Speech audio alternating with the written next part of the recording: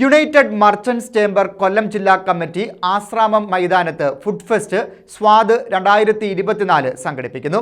Food, music, art, games festival എന്നിവ 20 മുതൽ 31 വരെ നടക്കുമെന്ന് സംഘാടകർ വാർത്താസമ്മേളനത്തിൽ അറിയിച്ചു. ഫുഡ് ഫെസ്റ്റിവലിന്റെ സ്വാഗത സംഘം ഓഫീസ് 14-ന് കോർപ്പറേഷൻ മേയർ പ്രസന്ന ഏണസ്റ്റ് ഉദ്ഘാടനം ചെയ്യും. വൈവിധ്യങ്ങളാർന്ന ഭക്ഷണ പദാർത്ഥങ്ങൾ അടങ്ങിയ 20-ൽ പരം ഫുഡ് സ്റ്റാളുകളും അനുബന്ധ 20 സ്റ്റാളുകളും ചേർത്ത് 40-ൽ പരം സ്റ്റാളുകളും അറിയപ്പെടുന്ന 24-ൽ പരം കലാകാരന്മാരുടെ മ്യൂസിക്കൽ ആർട്സ് ഷോകളും കുട്ടികൾക്കുള്ള ഗെയിമുകളുമെല്ലാം ചേർത്ത് ഒരു ഉത്സവം തന്നെ ഒരുക്കിയിരിക്കുകയാണ് ഇവിടെ. ചെറുകിട ഇടത്തരം വ്യാപാരികളുടെ ക്ഷേമത്തിനും ഹൈവേ വികസനവുമായി ബന്ധപ്പെട്ട് കുടിയൊഴിപ്പിക്കപ്പെട്ട വ്യാപാരികളുടെ പുനരധിവാസവും മരണപ്പെടുന്ന വ്യാപാരികൾക്കുള്ള ധനസഹായങ്ങളും നൽകുക എന്നുള്ള ഉദ്ദേശത്തോടു കൂടിയാണ് യുണൈറ്റഡ് മർച്ചന്റ്സ് ചേംബർ ഈ ഫെസ്റ്റ് നടത്തുന്നതെന്ന് ഭാരവാഹികൾ പറഞ്ഞു. കഴിഞ്ഞ കാലങ്ങളിൽ നിങ്ങൾക്കറിയാം, ഹൈവേ വികസനവുമായി ഏകദേശം 2200ഓളം വ്യാപാരികളെ കുടിയൊഴിപ്പിക്കപ്പെടുന്ന ഒരവസ്ഥയുണ്ടായി.